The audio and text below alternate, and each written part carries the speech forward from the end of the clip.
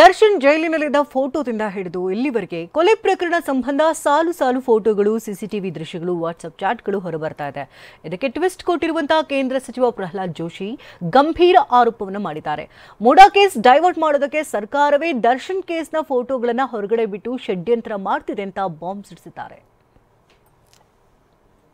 ಹಿಂದ ಅವರನ್ನೇನು ಬೆಂಗಳೂರು ಜೈಲಿನಲ್ಲಿ ಅವ್ರ ಫೋಟೋ ಹೊರಗೆ ಬಿಟ್ಟಿದ್ದು ಸರ್ಕಾರನ. ಲಾಸ್ಟ್ ಟೈಮು ನೀವು ಹೇಳಿದ್ರಿ ಸರ್. ಯಾಕಂದ್ರೆ ಮಾಧ್ಯಮದಲ್ಲಿ, ವಿಶೇಷವಾಗಿ ಇಲೆಕ್ಟ್ರಾನಿಕ್ಸ್ ಮಾಧ್ಯಮದಲ್ಲಿ,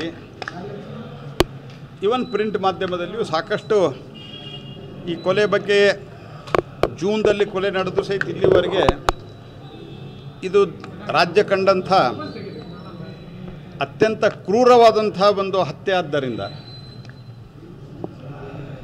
ಇದು ಭಾಳ ಚರ್ಚೆ ಆಗ್ತಾಯಿತ್ತು.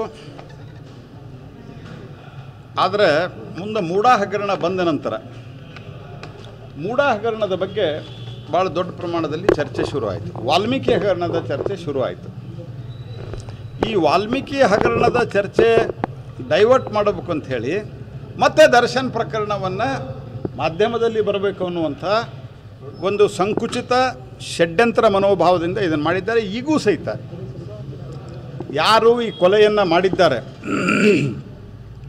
ಅವರಿಗೆ ನ್ಯಾಯಾಲಯದಲ್ಲಿ ಅತ್ಯಂತ ಕಠಿಣವಾದಂಥ ಶಿಕ್ಷೆ ಆಗಲೇಬೇಕು ಅನ್ನುವಂಥದ್ರ ಬಗ್ಗೆ